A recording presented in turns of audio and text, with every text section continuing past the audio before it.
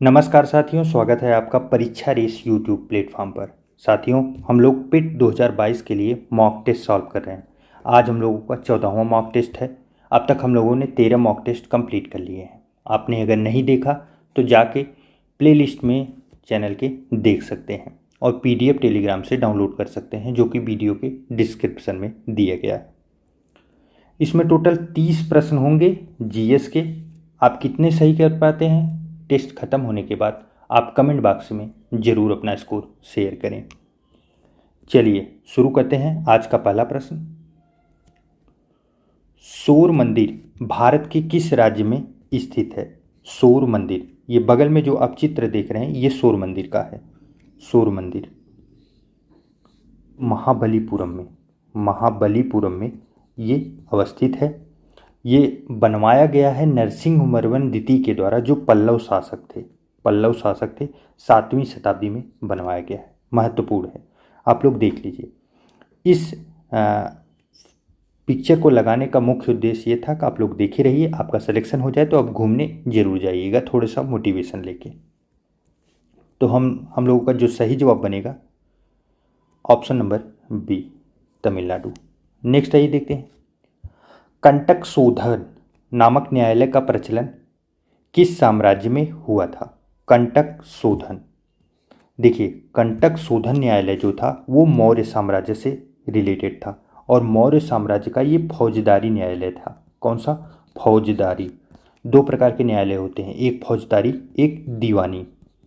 देखिए फौजदारी ऐसे न्यायालय होते हैं जिसमें लूट, पीट, मारपीट, झगड़ा, हत्या, ऐसे मामलों से रिलेटेड जो होते हैं वो फौजदारी होते हैं। जबकि दीवानी में हमारे किसी अधिकार का हनन हो गया, हमारा मकान है रेंट पे दिए हैं, रेंट वाले खाली नहीं कर रहे हैं, या तो हमारी प्रॉपर्टी कोई हड़प के बैठा है, तो ये सभी केस जो है वो दीवानी न्यायालय में जाते हैं। तो ये कंटक शोधन जो था ये फौजदारी था, ये मौर्य साम्राज्य का।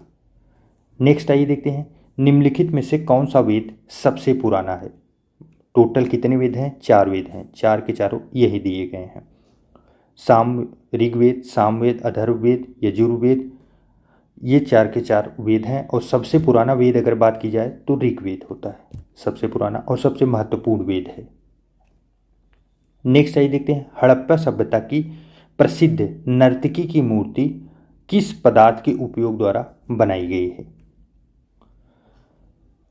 देखिए यह मूर्ति जो है वो ब्रॉन्ज से बनी है, ब्रॉन्ज अर्थात कांसे की बनी मूर्ति है। हड़प्पा कालीन सभ्यता की नर्तकी की मूर्ति। अच्छा, एक प्रश्न और यहाँ से बनता है कि ये कहाँ से प्राप्त हुई थी? तो ये मोहनजोदड़ो से प्राप्त हुई थी। और मोहनजोदड़ो है कहाँ पे? तो ये पाकिस्तान में है, पाकिस्तान में। नेक्स्ट आइए देखते हैं, वास्को डिगामा किस वर्ष कालीकट में आया था? कालीकट किस वर्ष पहुंचा था वास्को डिगामा? अच्छा, पहला प्रश्न यहाँ पे ये है कि वास्को डिगामा किस देश का यात्री था? तो ये पुर्तगाल का यात्री था। यह किस वर्ष आया था? तो 1498 में आया था। ये भारत में कहाँ पहुंचा था? तो कालीकट पहुंचा था। एक फैक्ट ये भी इंपॉर्टेंट है, कालीकट में इसका स्वागत किसने किया था? तो स्वागत जो है वो जमोरिन ने किया था। जमोरिन जो कालीकट का शासक था उस समय। इतने फैक्ट महत्वपूर्ण हैं। पुर्तगाल का यात्री वास्को डिगामा यहाँ आया था। इसने भारत के रास्ते की खोज की थी, भारत की खोज नहीं की थी। कहीं पे भी आप देखिएगा तो गौर जरूर कीजिएगा, ये भारत के रास्ते की खोज की थी। कहाँ से? ये यूरोपीय, पुर्तगाल कहाँ पे है? यूरोप में अवस्थित देश है।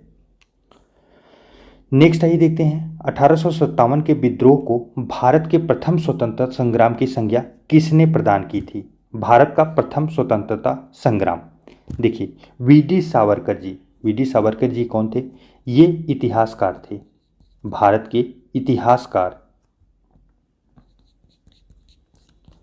इन्हीं के द्वारा प्रथम स्वतंत्रता संग्राम 1857 की क्रांति को कहा गया था। इनकी एक प्रसिद्ध पुस्तक है the Indian war of independence 1857, उसी में इसका जिक्र किया गया है। नेक्स्ट आइए देखते हैं, निम्न में से किसने लंदन में विलियम हट कर्जनवाली की हत्या की थी? देखिए मदन लाल ढींगरा जी, इनके द्वारा 1909 में 1909 में कर्जन वायली की हत्या कर दी गई थी। अच्छा, इसी के चक्कर में उनके ऊपर मुकदमे चले लंदन में ही, और 17 अगस्त 1909 को ही इन्हें लंदन में फांसी की सजा भी दे दी गई। कौन थे? मदन लाल ढींगरा। नेक्स्ट आइए देखते हैं, जलियांवाला बाग नरसंहार के बाद किसने अपनी नाइटहुड की उपाधि लौटा दी थी? देखिए, रविन्द्रनाथ टैगोर जी ने नाइटहुड की उपाधि लौटा दी थी। तो ऐसा ये क्यों करना चाहते थे? क्योंकि ये विरोध करना चाहते थे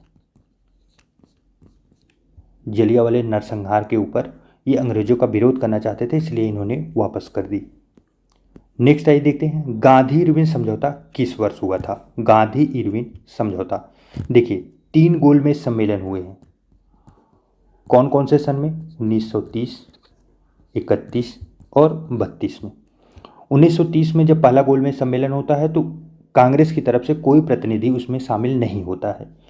इसी के उपलक्ष्य में इंग्लैंड से दबाव बनता है इरविन के ऊपर कि किसी न किसी को आप बुलाइए, कैसे भारत में कानून व्यवस्था के ऊपर कैसे चर्चा होगी जब कोई आएगा ही नहीं। तब गांधी जी के साथ इरविन ने समझौता किया 1931 में, तब जाके दूसरा गोलमेज सम्मेलन संपन्न होता है। देखिए, गोलमेज सम्मेलन ये सब कालक्रम के रूप में आते हैं, बहुत महत्वपूर्ण हैं। तो गोलमेज सम्मेलन आप लोग ध्यान से देख लीजिएगा, इन सब का कालक्रम अवश्य अच्छे से याद कर लीजिएगा। नेक्स्ट आइए देखते हैं, स्वतंत्र भारत के प्रथम गवर्नर जनरल कौन थे?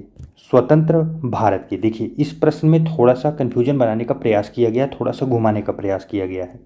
क्यों? क्योंकि यहाँ पे 2 प्रश्न एक साथ बन रहे हैं। स्वतंत्र भारत के प्रथम गवर्नर जनरल, अगर ऐसा जिक्र हो रहा है तो सीधी सी बात है, जब आज़ादी मिली उस समय तो देश हमारा कौन से गवर्नर जनरल के अधीन था? तो लॉर्ड माउंटबेटन उस समय स्वतंत्र भारत के थे। लेकिन अगर यहीं पे स्वतंत्र भारत के प्रथम भारतीय शब्द लग जाता तो ये सी राजागोपालाचारी हो जाते। प्रथम थे और लास्ट थे, क्योंकि इनके बाद जो है इस पद को ही समाप्त कर दिया गया। तो सही जवाब बनेगा ऑप्शन नंबर ए बनेगा। नेक्स्ट आइए देखते हैं, निम्नलिखित में से किस देश की सीमा भारत के साथ नहीं लगती? एकदम सिंपल सा और सरल सा प्रश्न है, मुझे उम्मीद है कि सब इसको सही कर लेंगे। अगर नहीं कर पा रहे हैं तो आप लोग थोड़ा सा और मैप देखिए, प्रैक्टिस कीजिए।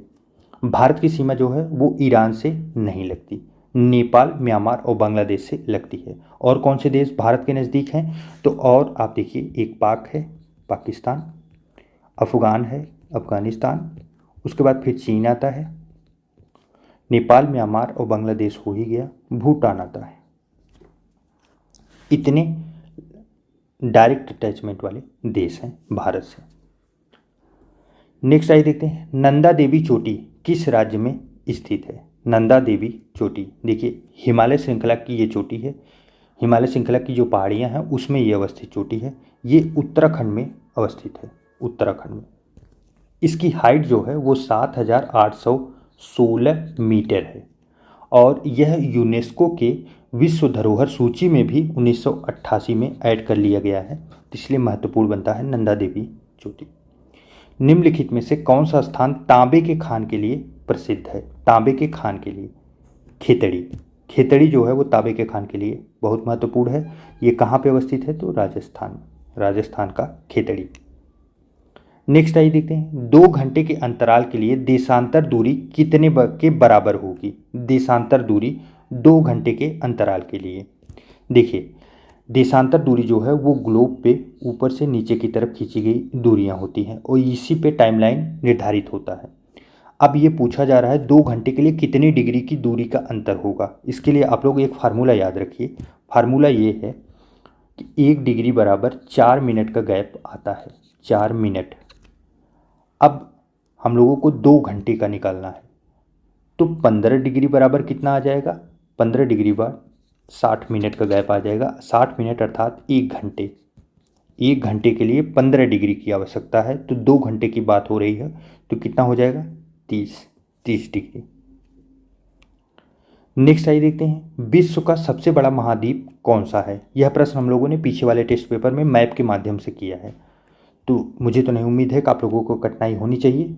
फिर भी देख लेते हैं। एशिया पहले नंबर पे है, दूसरे पे अफ्रीका है, तीसरे पे उत्तरी अमेरिका है और चौथे नंबर पे दक्षिणी अमेरिका है। तो हम लोगों का जो सही जवाब बनेगा वो एशिया बनेगा, सबसे बड़ा महाद्वीप। नेक्स्ट आइए देखते हैं, भारत में जीएसटी कब लागू हुआ था? जीएसटी देखिए 101वां संविधान संशोधन यह लागू हुआ था 1 जुलाई 2017 से। यह क्या है? अप्रत्यक्ष कर है। नेक्स्ट, आरबीआई का मुख्यालय कहाँ अवस्थित है? आरबीआई का मुख्यालय अर्थात आरबीआई का हेडक्वार्टर। देखिए प्रथम दृष्टया देखने में ये प्रश्न आपको थोड़ा सा सरल लग सकता है, लेकिन सरल नहीं है, क्योंकि बहुत से लोग इसका उत्तर दिल्ली देंगे, जो कि गलत जवाब है। सही होगा मुंबई। आरबीआई की स्थापना कब होती है? तो 1935 में। अधिनियम कौन सा था? अधिनियम था आरबीआई एक्ट 1934 के अधिनियम के द्वारा 1935 में स्थापना होती है, जबकि आज़ादी के बाद 1950 में इसका राष्ट्रीयकरण किया जाता है। नेक्स्ट आइए देखते हैं, भारतीय मुद्रा का नया प्रतीक चिन्ह किसने डिजाइन किया था? देखिए यहाँ भारतीय मुद्रा का नया प्रतीक चिन्ह की बात की जा रही है। प्रतीक चिन्ह क्या है भारतीय मुद्रा का? इस समय ये रुपए का जो सिंबल है डबल लाइन वाला र, इसको ही नया प्रतीक चिन्ह कहा जाता है। यह डिजाइन कौन किया था? तो ये उदय कुमार डिजाइन किए थे। उदय कुमार ये कौन है? ये एक आईआईटीएन है। आईआईटी में एक पढ़ने वाले स्टूडेंट ही थे, इनके द्वारा ये डिजाइन किया था, जिसके लिए इन्हें अवार्ड भी दिया गया और तब से ये भारत में लागू भी हो गया। नेक्स्ट आइए देखते हैं, भारत में योजना आयोग का गठन किस वर्ष में किया गया था? योजना आयोग, देखिए योजना आयोग का गठन जो है वो 1950 में किया जाता है, लेकिन अब ये आयोग पूरी तरह समाप्त कर दिया गया है। इसकी जगह अब आ गया है नीति आयोग, जिसकी स्थापना कब होती है? तो 1 जनवरी 2015 से होती है। अब नीति आयोग के अध्यक्ष कौन रहते हैं? तो ये प्रधानमंत्री रहते हैं, पीएम। इस समय नरेंद्र मोदी जी हैं। महत्वपूर्ण है, दोनों बॉडी महत्वपूर्ण है, आप लोग याद रखिएगा।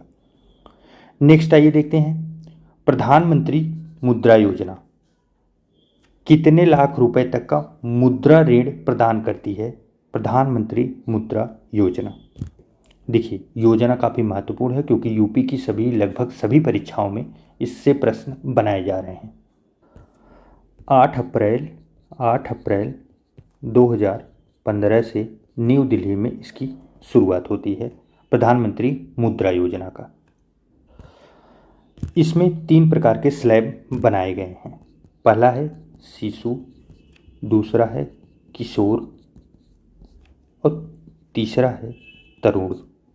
शिशु में जो है वो 50,000 रुपये तक का लोन दिया जाता है, किशोर में 5 लाख तक, जबकि तरुण में 10 लाख रुपए तक का लोन दिया जाता है। तो इसमें मैक्सिमम जो है वो 10 लाख रुपए तक है। तो सही जवाब जो बनेगा हम लोगों का ऑप्शन नंबर ए बनेगा। चलिए नेक्स्ट देखते हैं, भारत में किस राज्य का लोकसभा व राज्यसभा में प्रतिनिधित्व सर्वाधिक है? किसमें? लोकसभा में और राज्यसभा में। तो ये राज्य है हम लोगों का उत्तर प्रदेश। इसमें सबसे ज़्यादा प्रतिनिधित्व लोकसभा और राज्यसभा में है। लोकसभा में कितना है? लोकसभा में 80 हैं, 80 सांसद आते हैं उत्तर प्रदेश से, जबकि राज्यसभा की बात की जाए तो यहाँ 31 आते हैं। महत्वपूर्ण है। दूसरे नंबर पे महाराष्ट्र आता है, पहले नंबर पे हम लोगों का उत्तर प्रदेश है। नेक्स्ट आइए देखते हैं, राष्ट्रपति 5 वर्ष तक अपने पद पर रहता है, 5 वर्ष तक। अब यहाँ पे प्रश्न थोड़ा सा जानबूझ के घुमा के बनाने का प्रयास किया गया है। अपने निर्वाचन की तारीख से, देखिए जिस दिन निर्वाचन होगा उस दिन से, ऐसा तो निर्धारित नहीं है। संसद द्वारा निर्धारित तिथि से, तो संसद तो जब चाहे वो करे या ना करे तो उससे कोई फर्क नहीं पड़ता, ये संविधान में पहले से ही इसका जिक्र किया गया है। अपने पद ग्रहण के दिन से, सही जवाब बनेगा ऑप्शन नंबर सी। निर्वाचन आयोग द्वारा घोषित तिथि से, तो ऐसा कुछ नहीं है, सही जवाब ऑप्शन नंबर सी होगा। नेक्स्ट आइए देखते हैं, भारत में कार्यपालिका से न्यायपालिका का पृथक्करण किससे व्यादेशित है? अर्थात कार्यपालिका से न्यायपालिका का पृथक्करण का जो आर्टिकल है वो कहाँ पे उपस्थित है? सीधा प्रश्न ये पूछा जा रहा है, उसको बार बार घुमाया गया है। देखिए DPSP directive principle of state policy, राज्य की नीति निर्देशक सिद्धांत, संविधान का 36 से लेके 50 आर्टिकल, ये काफ़ी महत्वपूर्ण है। यहीं से प्रश्न बार बार घूम के बनते हैं। तो सही जवाब बनेगा ऑप्शन नंबर बी। अच्छा, ये पूरी लाइन किस आर्टिकल में लिखी गई है? तो वो है अनुच्छेद 50 में। 50 में सीधा यही कहा गया है, कार्यपालिका से न्यायपालिका का पृथक्करण रहेगा, दोनों एक दूसरे से जुड़ेंगे नहीं, अलग रहेंगे। कार्यपालिका मतलब अर्थात अधिकारियों का एक ग्रुप, जो अधिकारी वर्ग कार्य करते हैं, सभी योजनाएं और कार्य क्षेत्र में वर्क करते हैं, जबकि न्यायपालिका सबको न्याय दिलाती है। दोनों पृथक रहेंगे, दोनों आपस में कंफ्लिक्ट किसी विषय को लेके नहीं करेंगे। नेक्स्ट है वे विषय जिन पर केंद्र व राज्य सरकारें दोनों कानून बना सकती हैं, वो कौन सा विषय है? देखिए यहाँ पे आइए शुरू से देखते हैं। पहला है संघ सूची, इस पे कौन कानून बनाएगा? तो संघ बनाएगा, संघ अर्थात केंद्र बनाएगा। दूसरा है राज्य सूची, राज्य सूची पर राज्य कानून बनाएंगे। जबकि समवर्ती सूची, समवर्ती सूची पे राज्य और प्लस केंद्र दोनों के दोनों बनाएंगे, दोनों बनाएंगे राज्य और केंद्र। जबकि अगर दो के दोनों बना, अगर किसी की मतलब विषय को लेके दो के दोनों कानून बना देते हैं तो ज़्यादा लागू किसका होगा, किसका प्रेफर ज़्यादा किया जाएगा? तो वो केंद्र का होगा, केंद्र का मान्य होगा। अवशिष्ट सूची, ये तो पूरी की पूरी शक्ति इसकी किसको दे दी गई है? अवशिष्ट विषय की जो सूची है वो केंद्र को दे दी गई है। तो यहाँ पे पूछा गया केंद्र व राज्य दोनों सरकारें किस पे कानून बना सकती हैं? तो समवर्ती सूची पे। सही जवाब बनेगा ऑप्शन नंबर सी। नेक्स्ट आइए देखते हैं, लोकसभा के कम से कम कितने सत्र बुलाए जाते हैं लोकसभा में? तो मान लीजिए, देखिए संविधान का जो आर्टिकल है वो है अनुच्छेद 85 में जिक्र किया गया है कि संविधान का जो कार्यकाल होगा लोकसभा का वो 6 महीने समाप्त होने से पहले दूसरा सत्र बुलाया जाएगा। 6 महीने की समाप्ति पर, मतलब जैसे 6 माह से अधिक नहीं होना चाहिए, 6 माह के अंदर एक दिन कम ही रहना चाहिए, इसका कहने का ये मतलब है। तो ये पूछा जा रहा है कम से कम कितने सत्र बुलाए जाएंगे? तो अगर 6 महीने पे एक होते हैं तो साल भर में टोटल कितने हो जाएंगे? तो एक वर्ष में 2 बार बुलाए जाते हैं सत्र। नेक्स्ट आइए देखते हैं, समतल दर्पण द्वारा बनने वाला प्रतिबिंब सदैव कैसा होता है? देखिए यह समतल दर्पण है, न कि उत्तल और अवतल दर्पण। समतल मतलब नॉर्मल दर्पण, नॉर्मल में क्या होगा? सीधा बनेगा प्रतिबिंब, एकदम वैसा ही प्रतिबिंब बनेगा जैसा प्रतिबिंब पहले से था। वस्तु का आभासी प्रतिबिंब बनेगा और वस्तु के बराबर प्रतिबिंब बनेगा, ये भी आप लोग विशेष ध्यान रखिएगा। नेक्स्ट है निकट दृष्टि दोष से पीड़ित व्यक्ति की दृष्टि सही करने के लिए किस प्रकार के लेंस का प्रयोग किया जाता है? देखिए पहला प्रश्न ये है, निकट दृष्टि दोष में दोष का क्या है? दूर की वस्तुएं दिखाई दे रही हैं या नज़दीक की? तो इसमें देखिए इसमें बहुत कन्फ्यूजन होता है, इसीलिए बार बार यहाँ से प्रश्न बनता है। आप लोग याद रखिए, दोष शब्द को काट दीजिए, आप तुरंत उत्तर निकाल लेंगे। निकट दृष्टि अर्थात निकट की चीज़ें अच्छी दिख रही हैं। दूर दृष्टि दोष में दोष जैसे ही आप काटेंगे अर्थात दूर की वस्तुएं अच्छी दिख रही हैं। तो जब यहाँ पे क्या है, निकट दृष्टि, निकट की वस्तुएं अच्छी दिख रही हैं अर्थात दूर की वस्तुएं ठीक नहीं दिख रही हैं, तो दूर की वस्तुएं ठीक देखने के लिए अवतल लेंस का प्रयोग किया जाता है, जबकि निकट की वस्तुओं को ठीक से देखने के लिए उत्तल लेंस का उपयोग किया जाता है। नेक्स्ट आइए देखते हैं, तरल अवस्था में पाई जाने वाली धातु कौन सी है? कौन सी? तरल अवस्था में। देखिए किसी बीकर में या किसी पाइप वगैरह में आप देखे होंगे, किस पाइप में? थर्मामीटर वगैरह में क्या डाला जाता है? पारा।